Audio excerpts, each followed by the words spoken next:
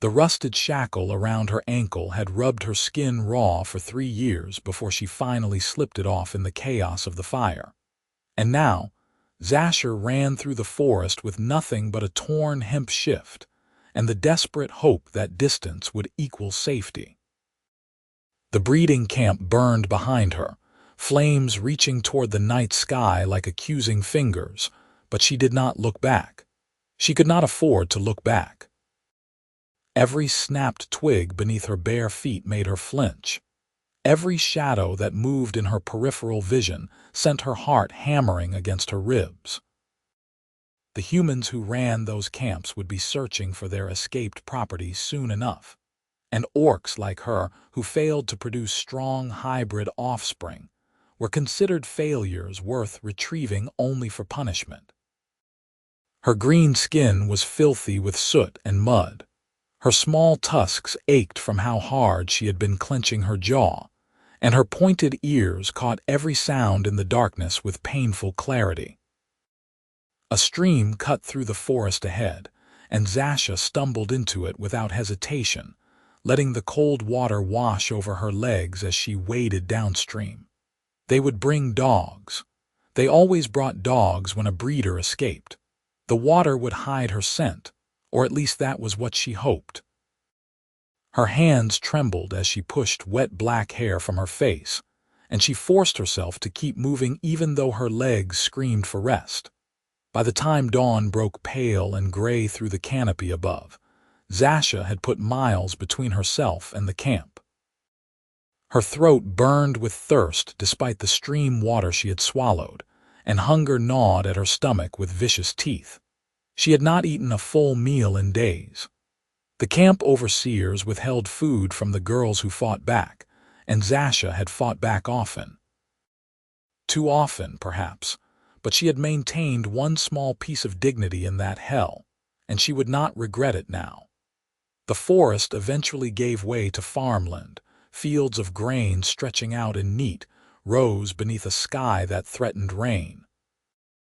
Zasha crouched at the forest edge, scanning the landscape for signs of people. A barn stood in the distance, weathered wood and a sagging roof with a small farmhouse beyond it. Smoke rose from the chimney. Someone was home. She should move on, find somewhere uninhabited to hide, but her body had other ideas. Her legs gave out beneath her, and she collapsed against the base of an oak tree, gasping for breath. Just a moment, she told herself. Just long enough to gather strength. Then she would move again. But her eyes were so heavy, and the ground beneath her was soft with moss and fallen leaves, and before she could stop herself, exhaustion dragged her down into unconscious darkness. The sound of a dog barking jolted Zasha awake. She scrambled to her feet, heart racing, hands raised defensively before her eyes could even focus on her surroundings. The sun had climbed higher in the sky. She had slept for hours. Stupid, so stupid. The dog barked again, a friendly sound rather than aggressive, and Zasha finally focused on the source. A man stood 20 feet away, one hand raised in a calming gesture, the other gripping the collar of a brown shepherd dog. He was human, broad-shouldered and tall, with sandy hair that fell across his forehead and warm brown eyes that watched her with something between concern and caution. He wore simple farmer's clothing, a homespun shirt and work trousers, both stained with honest dirt. "Easy," he said, his voice low and gentle. "Nobody is going to hurt you." Zasha did not lower her hands. Every muscle in her body coiled tight, ready to run or fight despite how exhausted she felt. The man took a small step backward, giving her more space, and she noticed how carefully he moved. Not like the overseers. They had moved with entitled confidence, knowing their captives had nowhere to run. This man moved like someone trying not to spook a wounded animal. "My name is Carrick Irving," he continued, keeping that same calm tone. "This is my farm. You are on my property, but you are not in trouble. I just want to make sure you are all right." She stared at him, searching for the trap. There had to be a trap. Humans did not show kindness to orcs, especially not orc women who had escaped from camps. The breeding facilities were legal in most territories, sanctioned by local lords who wanted to create strong workers and soldiers. An escaped breeder was stolen property. If this Carrick knew what she was, he would be within his rights to return her for a reward. "You are hurt," Carrick said, and his eyes dropped to her feet. Zasha glanced down and saw the blood. Her soles had been cut on rocks and branches during her flight, and she had been too afraid and too numb to notice the pain.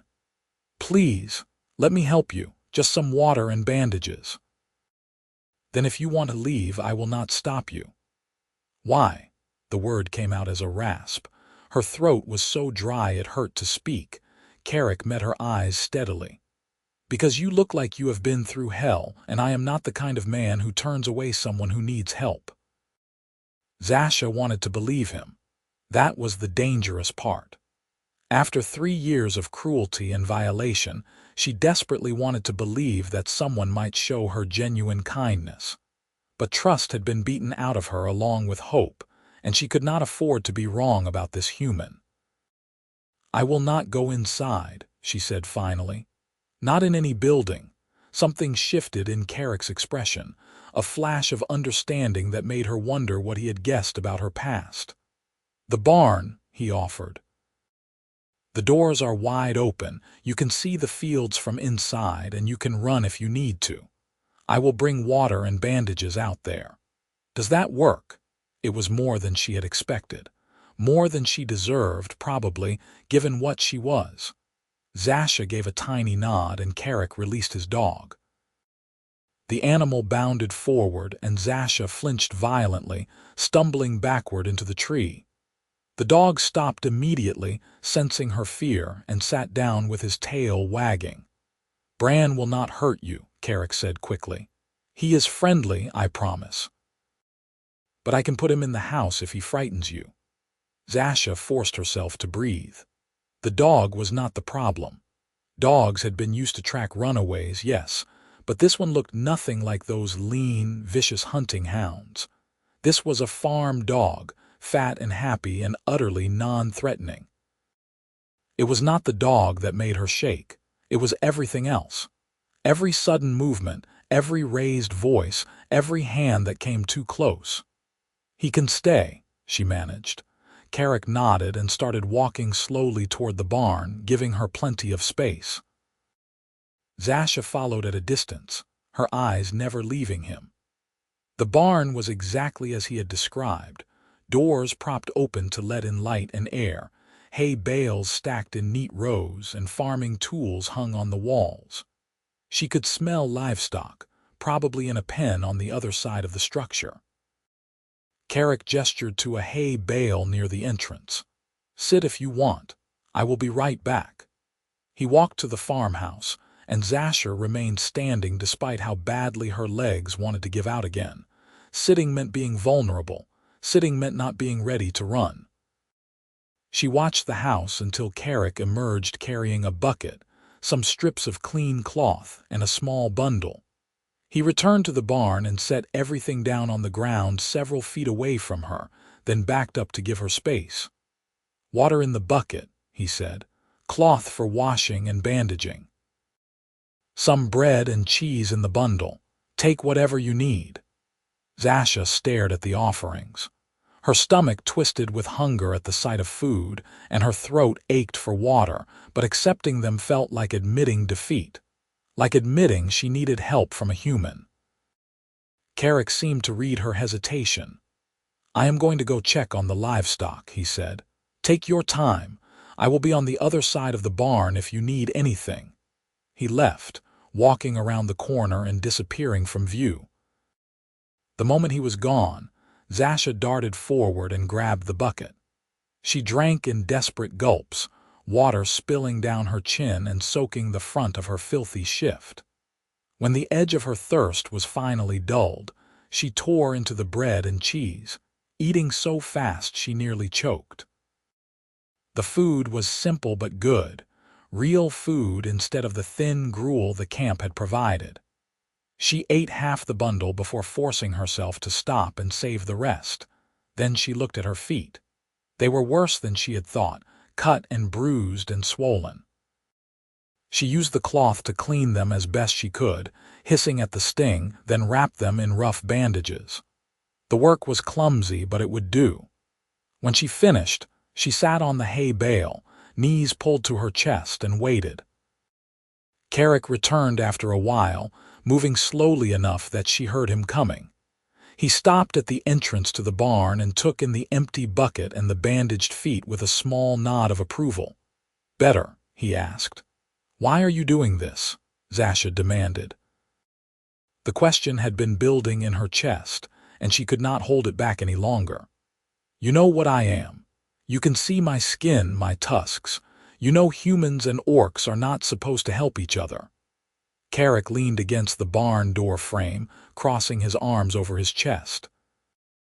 "I know what the lords and the priests say," he replied. "That orcs are monsters, that they are dangerous, that they should be controlled or driven out. But I also fought in the border wars 5 years ago, and I saw plenty of human monsters doing terrible things. Skin color does not determine character. Actions do." Zasha studied him, searching for deception, but his expression was open and honest. "You were a soldier for 3 years. Then I took my discharge pay and bought this farm. I wanted a quiet life away from violence and killing." He paused, his eyes distant. "I have seen what war does to people, what cruelty does to people, and I swore that if I ever had the chance to help someone instead of hurt someone, I would take it." "I am an orc," Zasha said flatly. "If your neighbors find out you helped me, they will turn on you. Then I will deal with that if it happens. Right now, my concern is you." Carrick's gaze sharpened. "You do not have to tell me where you came from or why you are running, but you need rest and healing before you move on. Stay in the barn for a few days. I will bring you food and water. When you are strong enough to travel safely, you can leave. No strings attached." It was too good to be true. Zasha's every instinct screamed that this was a trap, that Carrick would wait until she let her guard down and then reveal his true intentions. But her body was breaking down from exhaustion and pain, and she did not have many options. If she left now, she would likely collapse in another field or on the road, and the next person who found her might not be so generous. 3 days, she said finally. "Then I leave." 3 days, Carrick agreed. "Rest, heal. You are safe here." He left her alone after that, returning only to bring meals and fresh water. Zasha spent the first full day sleeping, her body finally giving in to the exhaustion it had been fighting. She woke periodically to eat or drink, then fell back into unconsciousness. The hay was soft, the barn was warm, and for the first time in 3 years, no one was hurting her. It was almost enough to make her cry, but she had no tears left. On the second day, she felt more alert. Her feet still hurt, but the swelling had gone down and the cuts were beginning to close. She explored the barn cautiously, examining the tools and supplies. Everything was well maintained and organized. Carrick ran a good farm, she could tell that much. She found a stack of old blankets and used them to create a more comfortable sleeping area in one corner. Bran, the dog, wandered in periodically to check on her, and eventually Zasha stopped flinching when he came near. He was gentle and patient, and he seemed to understand that she needed space. Carrick brought her dinner that evening, a bowl of stew and fresh bread. He set it down as usual and started to leave, but Zasha surprised herself by speaking. "Thank you." He turned back, a small smile crossing his face. "You are welcome." "What do you grow here?" she asked. The question felt strange on her tongue. She had not made casual conversation in years. "Wheat and barley mostly," Carrick replied. "Some vegetables in the garden behind the house. A few chickens and 2 cows for milk and eggs." It is not a large operation, but it keeps me fed and gives me enough surplus to sell in the village. You run it alone. I do. Hired hands are expensive, and I am used to hard work. He hesitated, then added, It gets lonely sometimes, though. Not many people want to befriend an ex-soldier who keeps to himself. Zasha understood loneliness. She had been surrounded by other girls in the breeding camp, but they had all been too broken or too afraid to form real connections. Friendship was a luxury slaves could not afford. The border wars, she said carefully. You fought against orc clans. Carrick's expression grew somber. I did, and I am not proud of everything I did during that time. War makes you do things you would never do otherwise. It took me a long time to reconcile the person I was during those years with the person I want to be now. There was genuine regret in his voice, and Zasha felt something tight in her chest loosen just a fraction. This human had seen her people as enemies, had probably killed orcs in battle, and yet he still chose to help her. It did not erase what he had done, but it spoke to who he was trying to become. I should let you eat, Carrick said. Sleep well, Zasha. She blinked in surprise. I never told you my name. You said it in your sleep yesterday, he admitted. I am sorry if that feels like an invasion of privacy. I can keep calling you by something else if you prefer. No, Zasha said slowly. Zasha is fine. It has been a long time since anyone used my name instead of a number. Carrick's jaw tightened, and she saw anger flash across his face before he controlled it. Well, you have a name, and you deserve to be called by it. Good night, Zasha. Good night, Carrick. The third day arrived too quickly. Zasha woke feeling stronger than she had in months, her feet mostly healed, her body rested. By her agreement with Carrick, she should leave today. Move on before she attracted attention or brought trouble to his door. But something kept her in the barn, kept her from gathering her meager possessions and walking away. She told herself it was practical. She had no shoes, no supplies, no clear destination. Leaving now would be only marginally smarter than leaving 3 days ago. But the truth was more complicated. The truth was that Carrick had shown her kindness, and some desperate part of her wanted to hold on to that for just a little longer. Carrick came to the barn in the late morning, and she could see in his eyes that he remembered their agreement. But he did not mention it. Instead, he said, I am mending the fence in the north field today. If you feel well enough, you are welcome to walk around the farm. Fresh air might do you good. It was an offer, not a command, and Zasha appreciated the distinction. She nodded and followed him outside, blinking in the bright sunlight. The farm was larger than she had realized, fields stretching in multiple directions, all neat and well tended. She wandered through the rows of wheat, running her fingers over the stalks, feeling the grain heads heavy with seed. Growing things, living things. It was so different from the camp, where nothing grew except despair. She found Carrick in the north field, replacing rotten fence posts with new ones. He worked with steady efficiency, and she watched from a distance, noting the way his muscles moved beneath his shirt, the competence in his hands. He was strong, but not in the brutal way of the overseers. His strength came from honest labor, not violence. You need help. The offer came out before she could stop it. Carrick looked up, surprise evident on his face. You do not have to work for your stay here, Zasha. You are a guest, not a laborer. I know, but I want to. I need to do something with my hands. She stepped closer, careful to maintain distance. I am stronger than I look. That made him smile. I do not doubt that for a second. All right, if you want to help, you can hold the posts steady while I pack the dirt around them. Sound good? They worked together through the afternoon, falling into a comfortable rhythm. Zasha held the posts while Carrick secured them, and they moved down the fence line with practiced coordination. It felt good to work, to use her body for something productive instead of enduring. The sun warmed her skin, and the breeze carried the scent of growing things. For a few hours, she almost felt normal. When they finished, Carrick wiped sweat from his forehead and looked at the completed fence with satisfaction. "Good work. Thank you for the help. You are welcome." Zasha hesitated, then added, "I should leave tomorrow. I have stayed longer than we agreed." Carrick's expression shifted, something like disappointment crossing his features before he hid it. "You can stay as long as you need to, Zasha. I meant what I said about no strings attached. If you want to go, I will not stop you. But if you want to stay, you are welcome here." "Why?" she asked again, because she still did not understand. "What do you gain from this?" "Maybe I am tired of being alone," Carrick said quietly.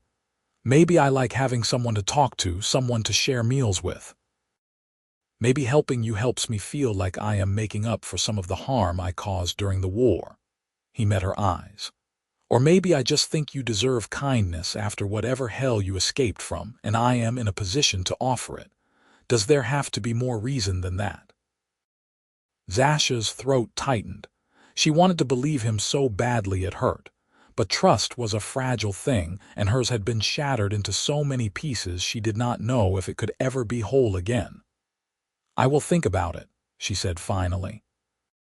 That night, Zasha lay awake in her nest of blankets, staring at the barn rafters. She could leave in the morning, follow the road until she found an orc settlement willing to take her in, or disappear into the wilderness and live alone. She would be free, truly free, with no human oversight or control. But she would also be alone, struggling to survive with no resources and no support, or she could stay. Work on the farm in exchange for food and shelter. Take the risk that Carrick was exactly who he appeared to be, a lonely man trying to do good in a world that had seen too much bad. Take the risk that this fragile peace could last. The decision should have been easy. Trust had always led to pain before. But Carrick was not like anyone she had known before. He kept his distance, respected her boundaries, never touched her without permission. He spoke to her like she was a person, not property. And some small, stubborn part of her heart wanted to believe that not all humans were monsters. In the morning, she found Carrick in the garden behind the house, pulling weeds from between rows of vegetables. She approached slowly, and he looked up with that same patient expression he always wore around her. "I will stay," Zasha said. "If the offer is still open, I can work. I can earn my keep." Carrick's face lit up with a smile that was pure relief and joy. "The offer is absolutely still open, and yes, if you want to work, I can certainly use the help. Farming alone is exhausting." "I do not know much about farming," Zasha admitted, "but I can learn." "Then I will teach you. We will figure it out together." He stood, brushing dirt from his knees. "Thank you for staying, Zasha, truly." She nodded, not trusting herself to speak. This was a gamble, perhaps the biggest she had ever taken. But for the first time in years, she felt something that might have been hope. The days fell into a pattern after that. Zasha woke with the sun and helped Carrick with the farm work. She learned to milk the cows, collect eggs from the chickens, weed the garden, and harvest the wheat when it ripened. The work was hard but satisfying, and her body grew stronger with good food and honest labor. Carrick was a patient teacher, never raising his voice when she made mistakes, always willing to explain things as many times as needed. They took their meals together, usually outside on the porch of the farmhouse. Zasha still would not go inside the house, could not bring herself to be enclosed in a small space with a human man, and Carrick never pushed. He simply brought the food out to her, and they ate while watching the sun set over the fields. "Tell me about your family," Carrick said one evening, passing her a bowl of roasted vegetables. Zasha tensed automatically. "Why?" "Because I want to know you," he said simply. "But if you do not want to talk about it, that is fine too. We can sit in comfortable silence." She picked at her food, considering. Talking about her past felt dangerous, like opening a door she had worked hard to keep closed. But Carrick had been nothing but honest with her. Maybe she owed him the same. "I had a mother and 2 younger brothers," she said slowly. "We lived in a small clan settlement in the eastern mountains. My father died when I was young, killed in a raid by human soldiers. My mother worked as a healer, gathering herbs and treating injuries. We were not wealthy, but we were happy." "What happened?" Carrick asked gently. "Slavers attacked our settlement when I was 15. They took the young and strong, killed the old and weak. I was separated from my mother and brothers during the chaos. I do not know if they survived." The words came out flat and emotionless, a defense against the pain beneath them. "The slavers sold me to a breeding camp. I have been there for 3 years, until the fire." Carrick was quiet for a long moment. When he spoke, his voice was rough with barely controlled anger. "I am so sorry that happened to you. You did not deserve any of it." "I am an orc," Zasha said, as if that explained everything. "Humans do not see us as people. We are monsters or animals or tools to be used. That is just the reality." "It is a reality I would like to change," Carrick said firmly. "Not all humans think that way. I do not think that way. You are a person, Zasha. A strong, brave, remarkable person. And anyone who treated you otherwise is a coward and a fool." Something cracked in Zasha's chest, a fissure in the armor she had built around her heart. She looked at Carrick, really looked at him, and saw only sincerity in his eyes. He believed what he was saying. He truly saw her as a person. "Thank you," she whispered. They sat together as the stars came out, and for the first time since her capture, Zasha felt like she might be able to heal. The weeks passed, and summer gave way to early autumn. The wheat was harvested and stored, the garden continued to produce, and the farm thrived under their combined efforts. Zasha grew more comfortable on the property, exploring the fields and the nearby woods, always returning before dark. Carrick gave her space when she needed it and company when she wanted it, reading her moods with uncanny accuracy. But there were still hard days. Days when a sudden noise made her freeze in terror. Days when Carrick moved too quickly and she flinched violently away from him. Days when the memories of the camp overwhelmed her, and she hid in the barn until she could breathe normally again. Carrick was patient through all of it. He learned to announce his presence before entering a room, to move slowly and deliberately, to never reach for her without asking first. He gave her control in every interaction, letting her set the pace and the boundaries. One afternoon, they were working together to repair the barn roof, replacing shingles that had been damaged in a storm. Zasha was handing materials up to Carrick, who was balanced on a ladder when he lost his footing. He fell, reaching out instinctively to catch himself, and his hand brushed against Zasha's arm. She recoiled so violently that she fell backward, landing hard on the ground. Her heart raced, her breath came in short gasps, and for a moment she was not on the farm anymore. She was back in the camp, back in the small concrete room where the overseers took the girls who resisted, back in the place where hands meant pain. "Zasha." Carrick's voice cut through the panic, but he did not approach. He stayed exactly where he had landed, several feet away, his hands raised and visible. "You are safe. You are on the farm. I am not going to touch you. You are safe." He kept talking, his voice steady and calm, repeating the same assurances until her breathing slowed and her vision cleared. When she finally focused on him again, she saw concern on his face, but also guilt. "I am so sorry," Carrick said quietly. "I was falling and I did not think. I should have been more careful." "It was an accident," Zasha managed, though her hands were still shaking. "You were trying to catch yourself.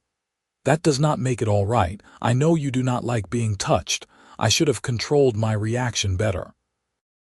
He sat down on the ground, maintaining distance. "Do you want me to leave you alone for a while?" Zasha considered, then shook her head. "No, stay, please." They sat in silence for several minutes while Zasha's heartbeat returned to normal. "Finally," she said, "in the camp, the overseers would grab us whenever they wanted. Our arms, our hair, our bodies. We had no control over anything. If you fought back, they would hit you or withhold food or lock you in isolation. So you learned to freeze when a hand came near you, because fighting only made it worse." Carrick's jaw clenched. "I wish I could make them pay for what they did to you." "They are probably dead," Zasha said. "The fire was spreading fast when I escaped. With any luck, they all burned." "Good," Carrick said with a viciousness that surprised her. Then he softened. "You should never have had to endure that, and I swear to you, Zasha, I will never deliberately hurt you, not ever." "I know," she said, and realized she meant it. Carrick had proven himself over and over again in the month she had been here. He was kind and patient and honest. He was safe. "I trust you."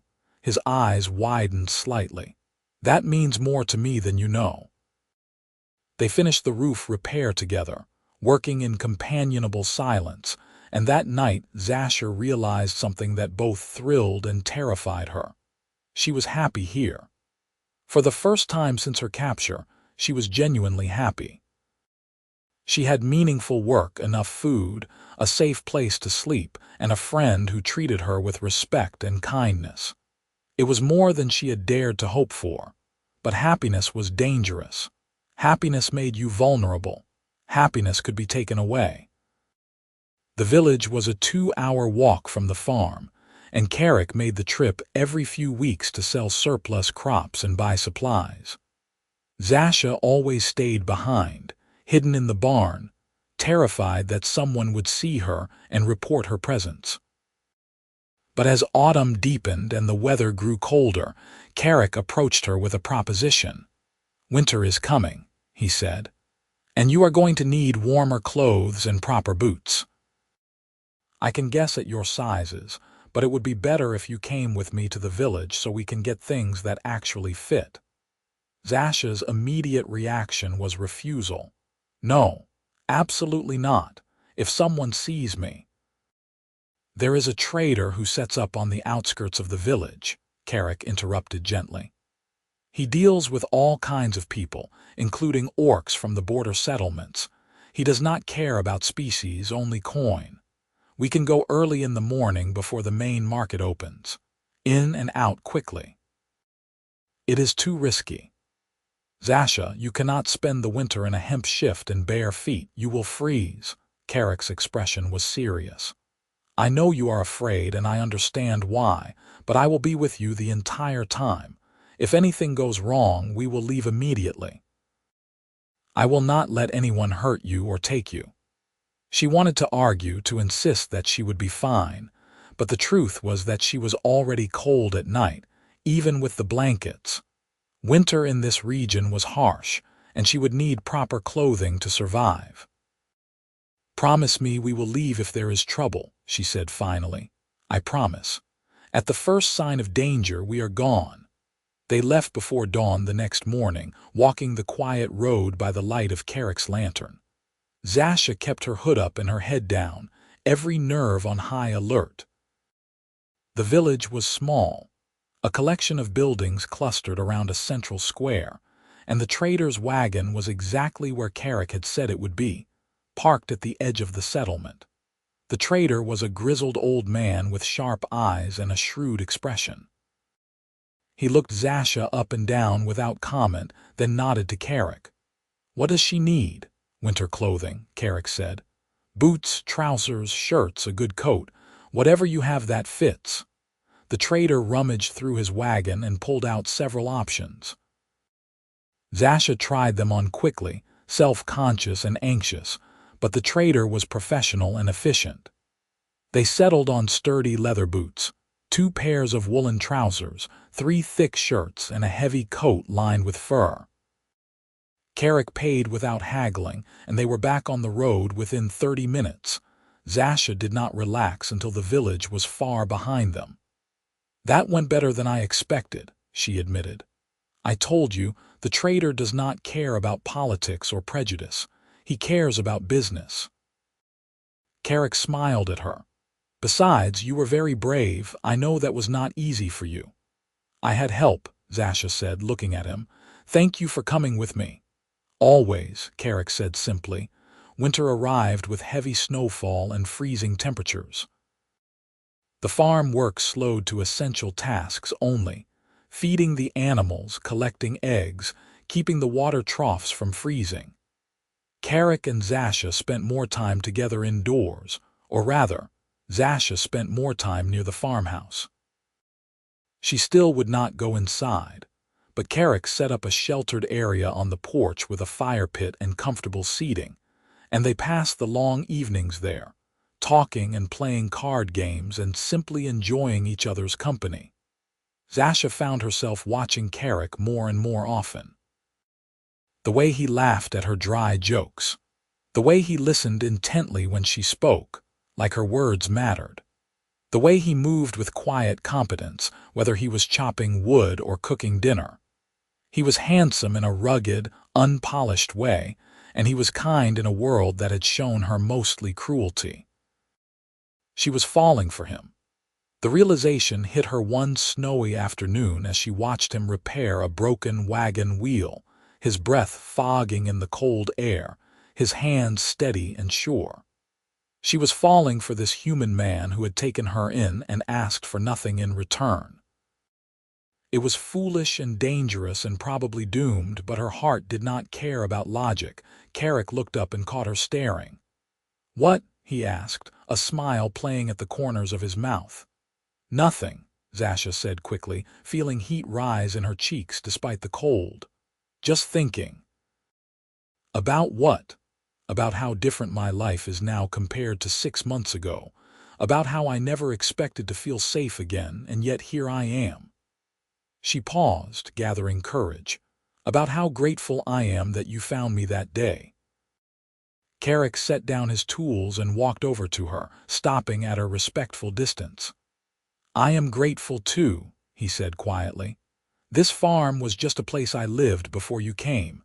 Now it feels like a home." They stood looking at each other, snow falling gently around them, and Zasha felt the moment stretch and deepen. She wanted to close the distance between them, wanted to know what it would feel like to touch him by choice instead of flinching away in fear. But she could not quite make herself move. Carrick seemed to sense her struggle. "Zasha," he said carefully, "I need to tell you something, and I do not want you to feel pressured or obligated in any way. If this changes things between us, if you need me to back off, I will. But I cannot keep pretending anymore." "Pretending what?" Her heart was racing. "Pretending that I do not have feelings for you, that I do not care about you as more than a friend." He ran a hand through his hair, looking nervous for the first time since she had known him. "I am falling in love with you, Zasha. Maybe I have been falling since the day I found you in my field. You are strong and clever and resilient, and you make me want to be a better man. But I know you have been through trauma, and I know you might not feel the same way, and that is all right. I just needed you to know the truth." Zasha's breath caught. He loved her. This good, kind man loved her. The knowledge flooded through her like warmth, melting the ice she had built around her heart. "I feel the same way," she whispered. "I did not think I could feel this way about anyone, especially not a human. But you are different, Carrick. You have shown me that not everyone is cruel, that I can trust again. I love you too." The smile that broke across Carrick's face was radiant. "Can I hold your hand?" he asked. "Only if you are comfortable. We can go as slowly as you need." Zasha looked at his outstretched hand, calloused from farm work, steady and patient. A hand that had never hurt her, that had only offered help and kindness. She took a breath and reached out, placing her hand in his. His fingers closed gently around hers, warm and solid, and Zasha waited for the panic to hit. But it did not come. There was no fear, no urge to pull away, Just the simple, profound comfort of touch freely given and freely received. "Is this all right?" Carrick asked. "Yes," Zasha said, tears pricking at her eyes. "It is perfect." They stood together in the snow, hands joined, and Zasha felt something fundamental shift inside her. She was not broken beyond repair. She could still feel, still love, still trust. The camp had taken 3 years of her life, but it had not taken everything. She was still herself, still whole where it mattered. Over the following weeks, their relationship deepened slowly and carefully. Carrick never pushed for more than Zasha was ready to give, content to hold her hand, to sit close on the porch, to share gentle touches that she initiated. He courted her with quiet gestures, wildflowers left on the barn windowsill, her favorite foods cooked for dinner, small gifts carved from wood during the long winter evenings. Zasha found herself healing in ways she had not thought possible. The nightmares became less frequent. The flinching stopped, at least when Carrick was the one reaching for her. She even ventured into the farmhouse one day, standing in the doorway and looking around at the simple, comfortable space. Carrick watched her with barely concealed hope, but he did not comment, did not pressure. "It is a nice home," Zasha said. "It could be your home too," Carrick offered. "No rush. But when you are ready, if you are ever ready, I would like you to feel comfortable here." "I will think about it," Zasha said, and she meant it. Spring came gradually, snow melting to reveal the muddy earth beneath, and the farm burst back into life. They planted new crops together, repaired winter damage, and prepared for the busy season ahead. Zasha had been with Carrick for nearly a year now, and the farm truly felt like hers as much as his. One evening in late spring, as they sat on the porch watching the sunset, Carrick turned to her with a serious expression. "I need to go to the village tomorrow," he said. "There is a meeting with the local lord's representative about tax assessments. All landowners are required to attend." Zasha tensed. "Will there be many people?" "Probably. Most of the farmers in the area will be there." He squeezed her hand gently. "You do not have to come. You will be safe here on the farm. I will be back before dark." But the thought of being separated from him for an entire day made Zasha anxious in a different way. What if something happened to him? What if someone recognized him as the man who helped an escaped orc and came after him? "I want to come," she said. Carrick looked surprised. "Are you sure? The village will be crowded if someone recognizes what you are." "I will wear my hood and keep my head down. I will stay close to you, but I do not want to be apart." She met his eyes. "We are stronger together." "I believe that now." He smiled and raised her hand to his lips, pressing a gentle kiss to her knuckles. "Together, then." The village was indeed crowded when they arrived the next day. Farmers and merchants filled the square, all waiting for their turn to meet with the tax representative. Zasha kept her hood up and stayed at Carrick's side, trying to make herself as small and unnoticeable as possible. Most people ignored her, too focused on their own business to pay attention to a hooded figure. The meeting went smoothly at first. Carrick presented his farm records, paid his assessment, and was turning to leave when a voice called out behind them. "Irving, hold a moment." They both turned to see a well-dressed man approaching, flanked by 2 guards. He had the look of minor nobility, soft hands and expensive clothing, and his eyes were sharp with curiosity. "My lord," Carrick said carefully, inclining his head in respect. "I have heard interesting rumors about your farm," the nobleman said. "Reports of unusual activity. Some of my men claim to have seen an orc lurking around your property." Zasha's heart stopped. Beside her, Carrick went very still. "I do not know what your men think they saw," Carrick said evenly, "but I assure you there is nothing unusual happening at my farm, just honest work and good crops." The nobleman's gaze slid to Zasha, lingering on her hooded form. "And who is this, my wife?" Carrick said without hesitation. Zasha barely managed to control her reaction to the lie. "She is shy around strangers." "Is that so? Then she would not mind lowering her hood." It was not a request. Carrick stepped slightly in front of Zasha, his posture protective. "With respect, my lord, my wife is a free citizen, not one of your subjects. She does not have to do anything she does not wish to do." The nobleman's eyes narrowed. "You are walking a dangerous line, Irving. Harboring an orc is a crime punishable by loss of property and imprisonment. If I find out you are lying to me—" "Then you will have proof before you make accusations," Carrick interrupted. His voice was calm, but there was steel beneath it.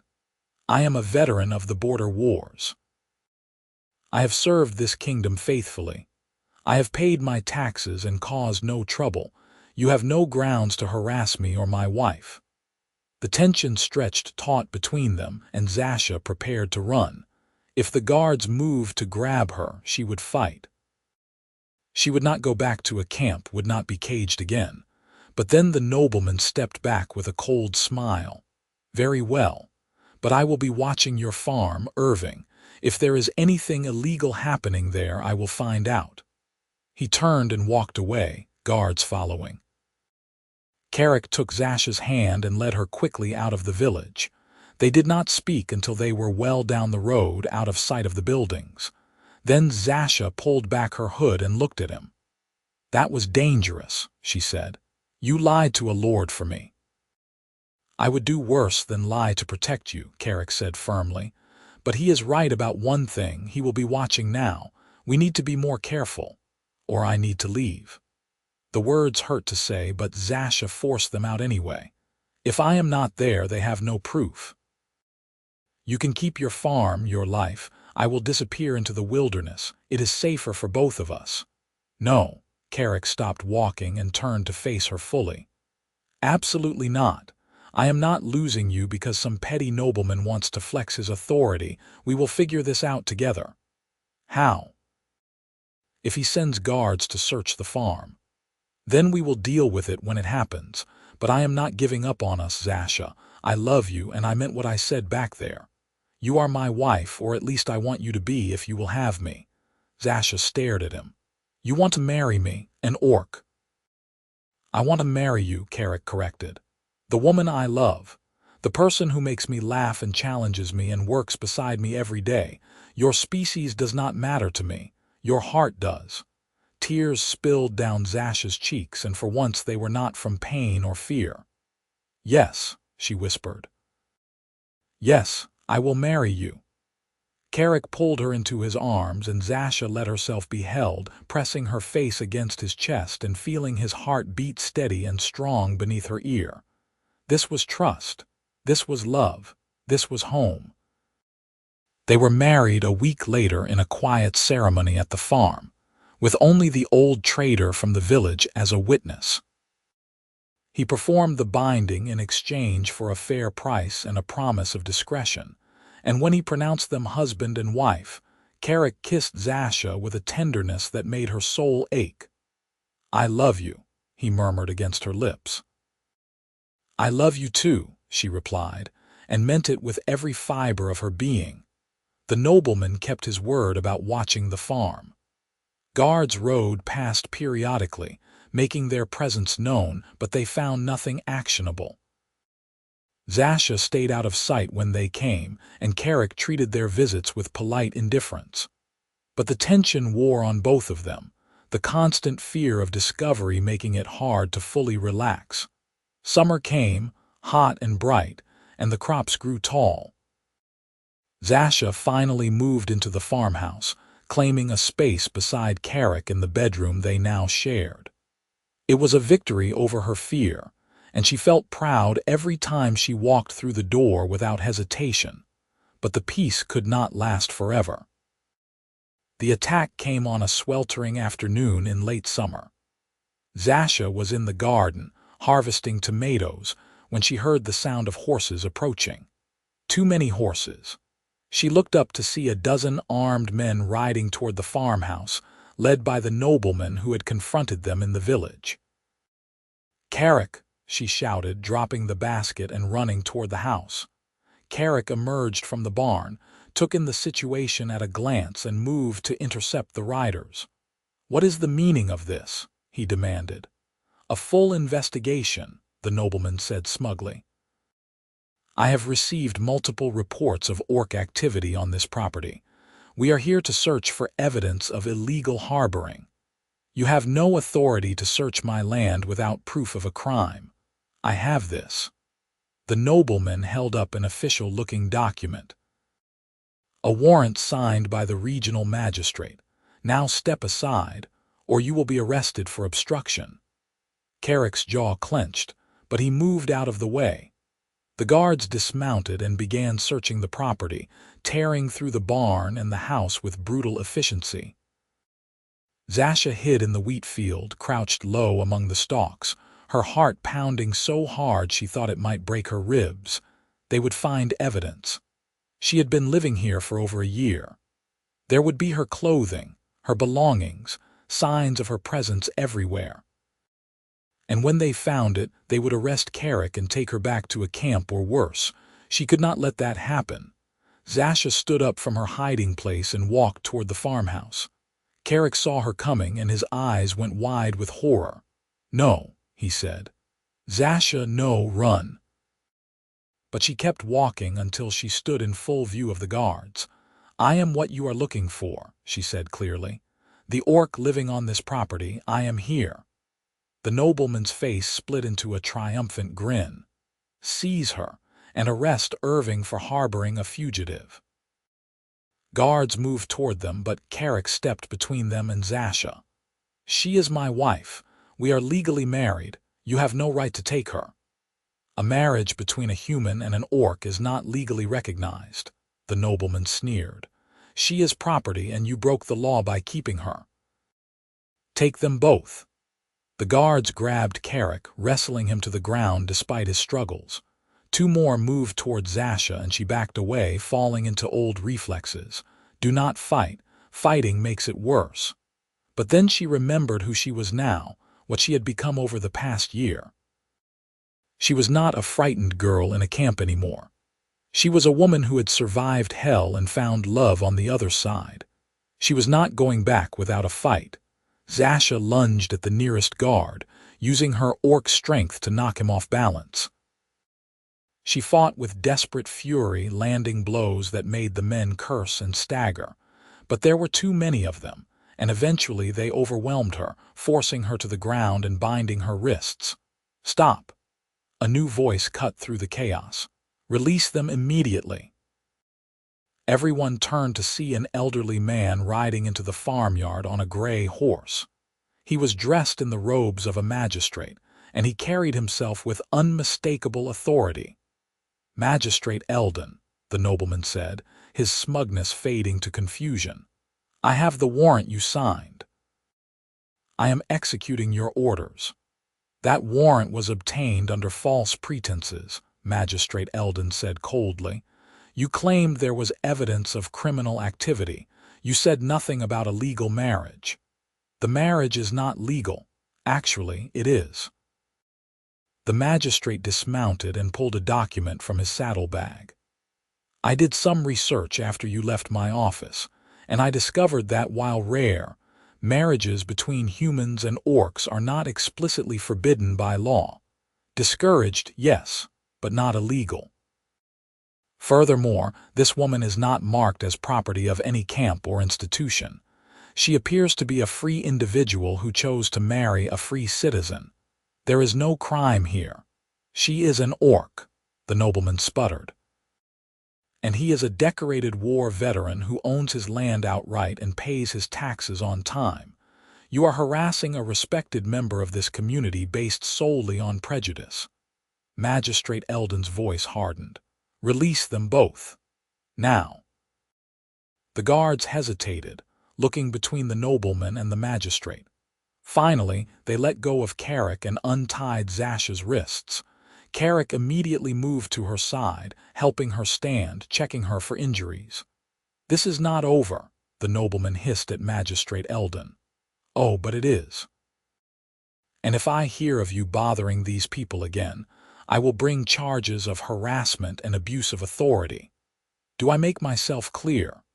The nobleman glared, but he nodded curtly and signaled his men to mount up. They rode away in a cloud of dust, leaving Carrick and Zasha standing with the magistrate in the ruined farmyard. "Thank you," Carrick said hoarsely. "You saved us." Magistrate Eldon smiled kindly. "I have known you since you bought this farm, Irving. You are a good man. And I have seen too much hatred and division in my years. If two people from different backgrounds can find love and build a life together, I am not going to stand in their way." He looked at Zasha. "Welcome to the community, Mrs. Irving. I hope you will both be very happy here." He rode away, leaving them alone in the silence. Zasha turned to Carrick and they fell into each other's arms, holding on like they might never let go. "I thought I lost you," Carrick whispered into her hair. "When you revealed yourself, I thought they would take you." "I could not let you face punishment alone," Zasha said. "We are married. We face things together." "Together," Carrick agreed. He pulled back to look at her, cupping her face in his hands. "I love you so much, more than I thought possible. I love you too, and I am not afraid anymore." It was true. The fear that had ruled her life for years had burned away in that moment of confrontation. She had fought for herself, for Carrick, for their life together. And she had won. They spent the rest of the day cleaning up the damage from the search, working side by side as always. As the sun set, they sat together on the porch, Zasha leaning against Carrick's shoulder, his arm around her waist. "What do we do now?" Zasha asked. "We keep living," Carrick said simply. "We work the farm, we build our life, we love each other. The nobleman might try to cause trouble again, but we have the law on our side now, and we have each other." "That is enough," Zasha said. "More than enough." As autumn arrived again, marking a full year since Zasha had agreed to stay on the farm, life settled into a new normal. Word of their legal marriage spread through the surrounding area, and reactions were mixed. Some neighbors stopped speaking to Carrick entirely, refusing to associate with someone who would marry an orc. But others, inspired by Magistrate Eldon's public support, began to tentatively accept Zasha's presence.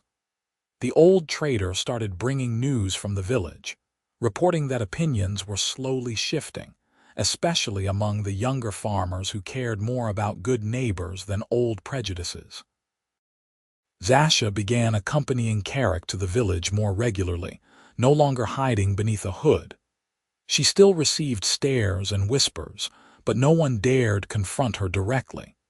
She was Mrs. Irving now, wife of a respected veteran, protected by law and backed by the magistrate. It was not full acceptance, but it was progress. One day in the market, a young woman approached them hesitantly. She was human, barely 20, with kind eyes and nervous hands. "Excuse me," she said to Zasha. "I just wanted to say that I think you are very brave. My father fought in the border wars and he came back full of hate for orcs. But seeing you and your husband together, seeing how happy you are, it makes me think maybe the hate is wrong. Maybe we can all learn to get along." Zasha felt tears prick her eyes. "Thank you," she said. "That means more than you know." The young woman smiled and walked away, and Carrick squeezed Zasha's hand. "Change takes time," he said, "but it does happen." Winter came again, and this time Zasha was fully prepared. She spent the cold months warm and safe inside the farmhouse, cooking meals in the kitchen, reading by the fire, sleeping peacefully in Carrick's arms. The nightmares had faded almost entirely, replaced by dreams of the future they were building together. One snowy evening, as they sat together on the couch with Bran sprawled at their feet, Zasha said, "I want to find my family." Carrick looked at her in surprise. "Your mother and brothers?" "Yes. I do not know if they survived the slaver attack, but I need to know. I need to at least try to find them." She took a breath. And if they are alive, I want them to meet you. I want them to see that I am happy and safe. Then we will look for them, Carrick said without hesitation. In the spring, when travel is easier, we will journey to the eastern mountains. We will search every settlement until we find answers. Zasha leaned into him, grateful beyond words. Thank you. You never have to thank me for loving you, Carrick murmured. It is the easiest thing I have ever done. Spring arrived with bursting flowers and warming temperatures, and true to his word, Carrick prepared for the journey east. They packed supplies, arranged for a neighbor to watch the farm and animals, and set out on the long road to the mountains where Zasha had been born. The journey took weeks, following old trade routes and asking questions in every settlement they passed. Some people were helpful, others hostile, but slowly they pieced together information. The clan settlement had been destroyed in the slaver raid, but survivors had scattered to other communities. There were rumors of a healer woman with 2 sons living in a mountain village 3 days north. When they finally reached the village, Zasha's heart was in her throat. It was smaller than her childhood home, a collection of sturdy stone buildings built into the mountainside, but it was clearly an orc community. Green-skinned people moved about their daily business, and Zasha felt a rush of belonging she had not experienced in years. They asked after the healer, and an elderly orc pointed them toward a small house at the edge of the village. Zasha approached on shaking legs, Carrick a steady presence beside her. She knocked on the door. It opened to reveal a woman with green skin now lined with age, her black hair streaked with gray, her eyes warm and familiar. She stared at Zasha for a long moment, disbelief and hope warring on her face. "Zasha," she whispered. "Mother." The word came out as a sob. They fell into each other's arms, crying and laughing and holding on desperately. Zasha's brothers came running at the sound of their mother's tears, and they were taller now, nearly grown, but she recognized them immediately. The reunion was chaotic and emotional, everyone talking at once, trying to fill in years of separation in mere minutes. Finally, Zasha's mother pulled back and noticed Carrick standing quietly nearby. "Who is this?" she asked. "This is my husband, Carrick Irving," Zasha said, reaching for his hand and pulling him forward. "He saved me. He gave me a home and a life. He loves me." Her mother looked Carrick up and down, taking in his human features, clearly struggling with the idea. But then she saw how Zasha looked at him, the love and trust shining in her daughter's eyes, and her expression softened. "Thank you," she said to Carrick. "Thank you for taking care of my daughter when I could not." "It has been my privilege," Carrick replied. "Zasha is the strongest person I have ever known. I am honored to be her husband." They spent several days in the village, reconnecting with family and sharing stories. Zasha told her mother and brothers about the camp, about her escape, about finding Carrick and building a life on the farm. Her brothers were fascinated by the stories of farming and the village, and her mother listened with tears in her eyes, grieving for the suffering her daughter had endured but rejoicing in her survival and happiness. On the last night of their visit, Zasha and her mother sat together under the stars while Carrick and her brothers tended the fire. "I never thought I would see you again," her mother said quietly. "When the slavers took you, I thought you were lost forever, but you survived. You are strong just like your father was." "I almost gave up so many times," Zasha admitted, "but something kept me going. And then I met Carrick and he showed me that life could be good again, that I could be happy." "He is a good man, I can see that." Her mother paused. "Are you happy truly?" "I am," Zasha said. "Happier than I ever imagined I could be. The farm is my home now. Carrick is my home." Her mother smiled through fresh tears. "Then I am happy for you, my daughter. You deserve every bit of joy you have found." When they finally left the village to return to the farm, Zasha carried with her the knowledge that her family had survived and the promise that they would visit each other regularly. Her mother and brothers would come to the farm for the harvest festival, and Zasha and Carrick would return to the mountains for the winter solstice celebration. The distance between them was no longer an impassable void, but simply miles to be traveled. The journey home felt lighter than the journey out. Zasha talked excitedly about introducing her family to the farm, about teaching her brothers to milk cows and harvest wheat, about her mother's healing skills and how useful they would be in the village. Carrick listened with a smile, adding his own ideas, planning for a future that included both their families and their community. When they finally crested the hill overlooking the farm, Zasha felt a swell of emotion in her chest. The fields were green with new growth, the farmhouse stood sturdy and welcoming, and Bran barked joyfully from the yard where the neighbor had just let him out. It was beautiful and perfect and hers. "Welcome home," Carrick said, echoing her thoughts. "Home," Zasha repeated, savoring the word. She had a home, a family, a future. Things she had thought lost forever, now reclaimed and treasured. They fell back into farm life with the ease of long practice. The crops needed tending, the animals needed care, and there was always work to be done. But now the work felt joyful instead of burdensome, because they did it together and they did it for themselves. This was their land, their life, their choice. Summer passed in golden abundance. The wheat grew tall and healthy, the garden overflowed with vegetables, and Zasha learned to preserve food for the coming winter. Carrick taught her to make bread and cheese, and she taught him some of the orc recipes her mother had shared during their visit. Their kitchen became a place of experimentation and laughter, filled with the smells of cooking and the warmth of companionship. The village continued to slowly accept their presence. More people began speaking to them in the market, and a few even invited them to community events.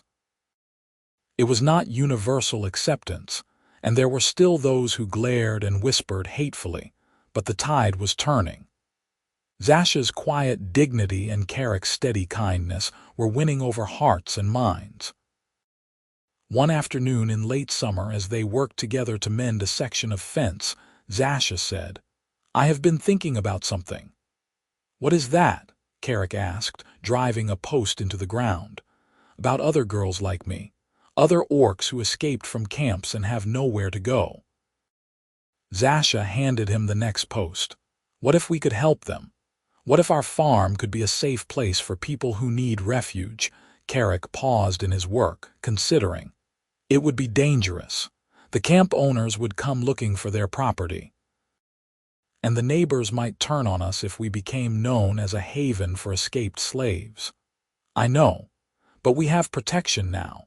The magistrate supports us, and we have proven that our marriage is legal.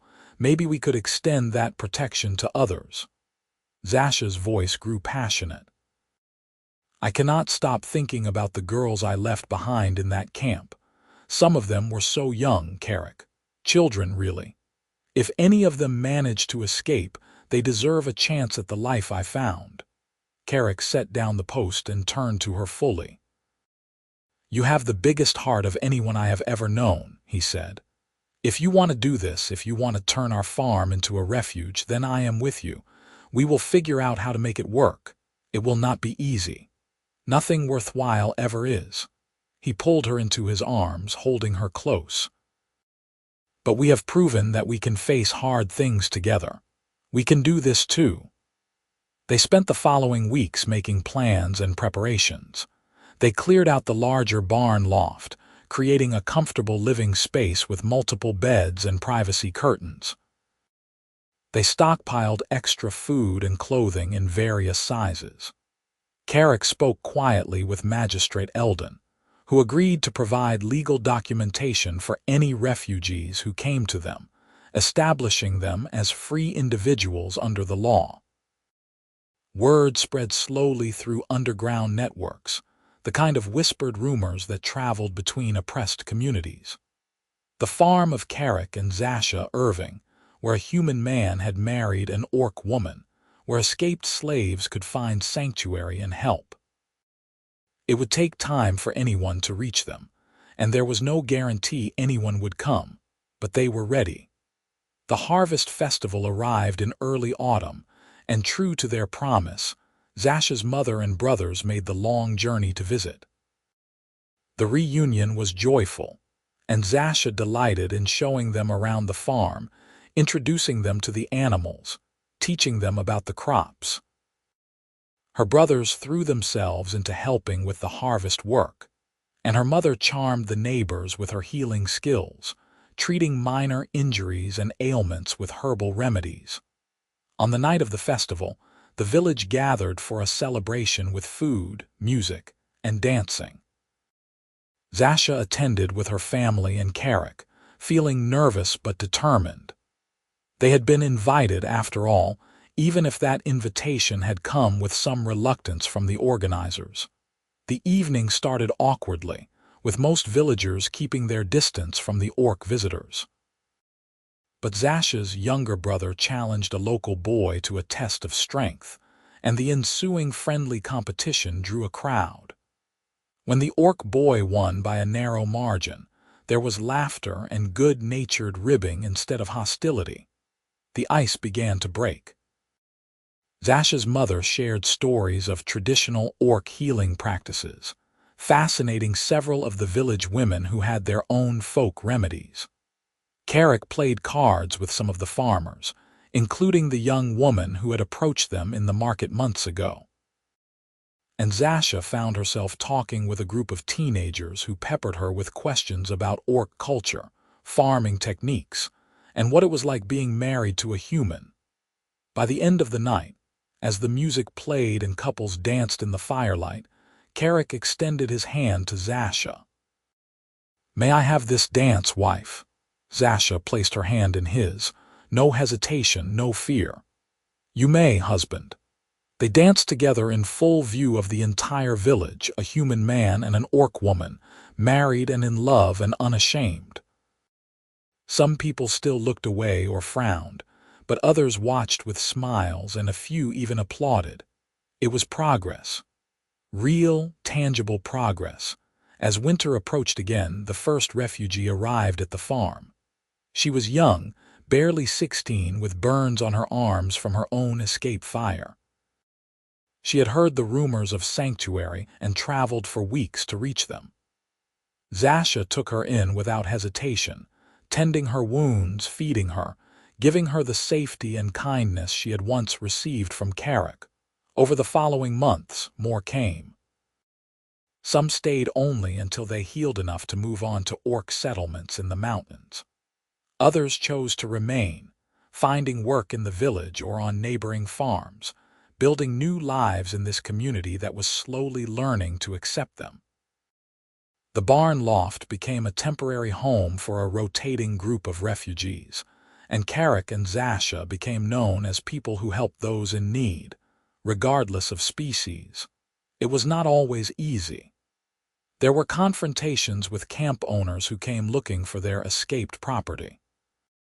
There were angry neighbors who resented the orc presence. There were legal battles and threats and moments of genuine danger. But Carrick and Zasha faced it all together, backed by Magistrate Eldon and a growing number of allies who believed in their cause. 3 years after Zasha first stumbled into Carrick's field, the farm had become a true sanctuary. The barn loft housed 6 permanent residents, orcs who had chosen to stay and work the land alongside Carrick and Zasha. The fields were more productive than ever with the extra hands, and the village had grown accustomed to seeing green-skinned people in the market and at community gatherings. Zasha stood on the porch of the farmhouse one spring morning, watching the sun rise over fields she had helped plant and tend. Carrick came up behind her, wrapping his arms around her waist and resting his chin on her shoulder. "What are you thinking about?" he asked. "About how far we have come," Zasha said. 3 years ago, I was a terrified girl who flinched at every shadow. Now I am a woman with a home, a husband, a purpose. It feels like a miracle." "You made your own miracle," Carrick said. "You chose to survive. You chose to trust me. You chose to build this life. I am just lucky enough to be part of it." Zasha turned in his arms to face him. "We built it together, every step of the way." "Together," Carrick agreed and kissed her softly. They stood together on the porch, watching their farm come to life as people emerged from the barn and the house, ready to start the day's work. Bran barked and ran circles around the yard, his tail wagging furiously. Someone started singing an old orc work song, and others joined in, the melody floating across the fields. This was home. This was family. This was the life Zasha had fought for and won. She was no longer a victim of her past, but an architect of her future. The scars remained, the memories would never fully fade, but they no longer defined her. She was more than what had been done to her. She was strong and loved and free, and she would spend the rest of her life helping others find that same freedom, that same hope, that same chance at happiness. Because everyone deserved what she had found in that field 3 years ago. A hand extended in kindness, a chance to heal, a place to call home. The sun climbed higher in the sky, painting the fields gold, and Zasha smiled. The future stretched out before her, full of possibility and promise. And whatever challenges came, she knew she could face them, because she was not alone anymore. She had Carrick. She had her family. She had her purpose. She had everything she needed.